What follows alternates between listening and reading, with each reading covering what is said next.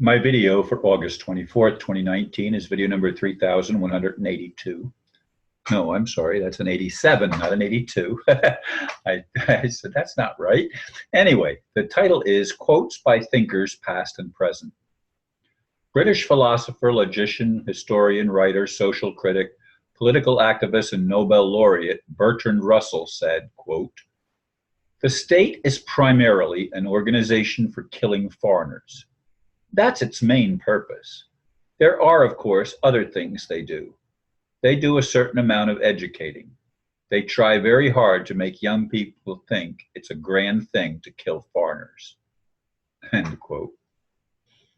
American journalist, satirist, and cultural critic H.L. Menchen said, quote, "The most dangerous man to any government is the man who is able to think things out, without regard to the prevailing superstitions and taboos. Almost inevitably, he comes to the conclusion that the government he lives under is dishonest, insane, intolerable." End quote. Upton Sinclair was an American writer who wrote nearly 100 books and other works in several genres. Sinclair's work was well known and popular in the first half of the 20th century, and he won the Pulitzer Prize in 1943. He said, quote, "It is difficult to get a man to understand something when his salary depends upon his not understanding it." End quote. These men are no longer with us. Finally, from a man who is still alive, American economist and journalist Paul Craig Roberts.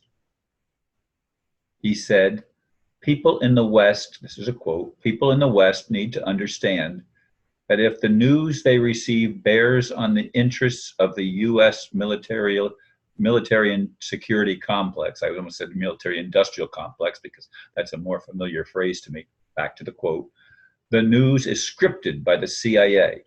The CIA serves its interests, not the interests of the American people or the interests of peace." End quote. I very much appreciate the Publishers Clearinghouse for providing these quotes that I probably wouldn't ever uncover if not for the team that puts that out all the time. And they come out with, they have quotes every day. I don't use them all, but I use some of them from time to time because it gives me something to base my video upon and come up with titles from some of the quotes, etc. But these are people that think. Now, people that think, you won't always find them saying things over a period of time that are exactly the same. Sometimes they might even make comments that contradict each other.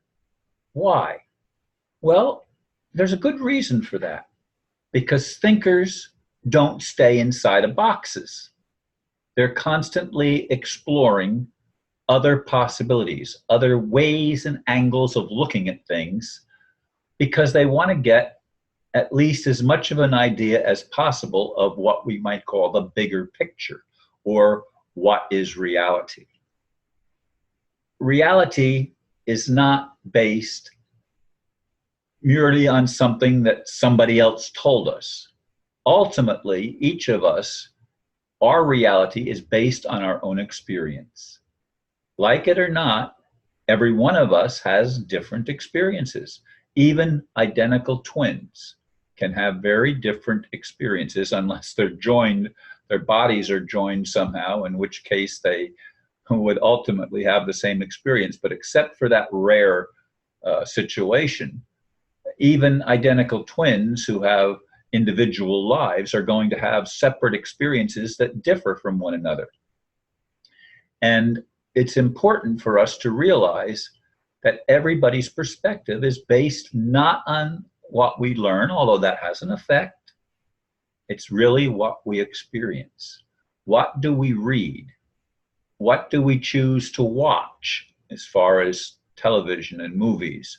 Who do we listen to? What kind of circles do we travel in?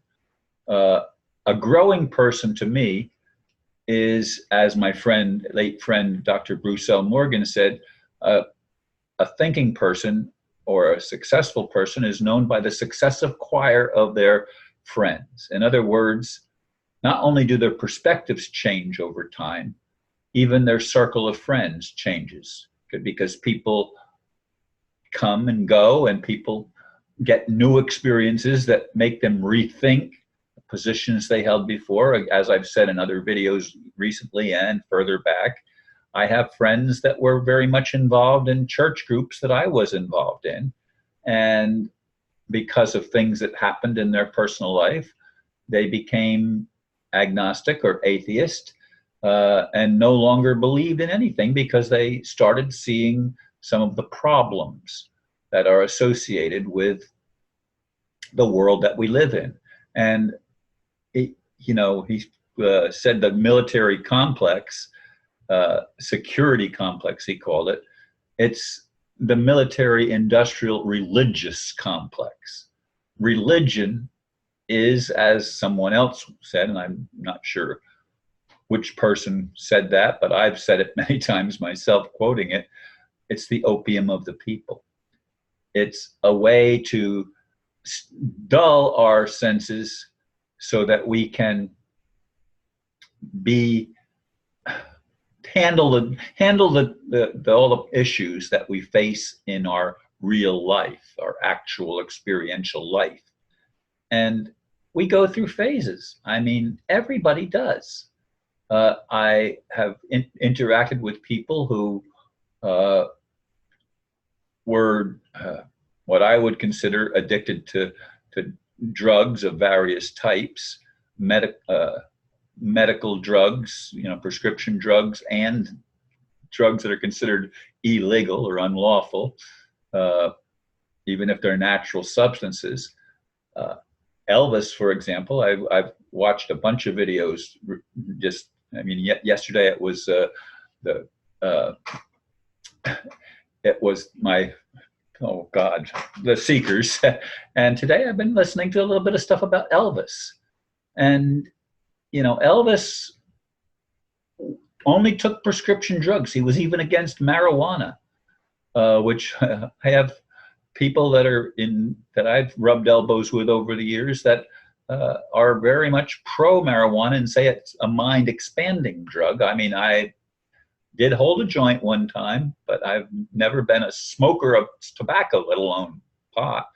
In any case, folks, I'm trying to emphasize this, that if we are going to give ourselves half a chance, we have to allow ourselves to become exposed to different points of view. And I've said this also many times, it doesn't do any good to butt heads. It's not about trying to prove somebody wrong or trying to prove yourself right. As soon as it gets into headbutting, there's no more conversation. There's no more learning. Everything shuts down. You might reflect on some of the breakups in those broken conversations or broken links with other people. You might reflect on that after it's passed, but you're no longer actually sharing insights and perspectives. And we need to share insights and perspectives. If we're going to come up with solutions, we're going to have to stop rejecting whole ideologies that don't make sense. We have to look at what are the possibilities.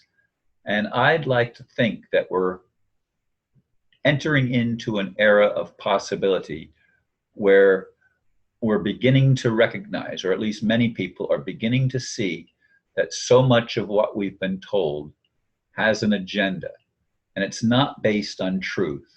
It's based on an ideology of control.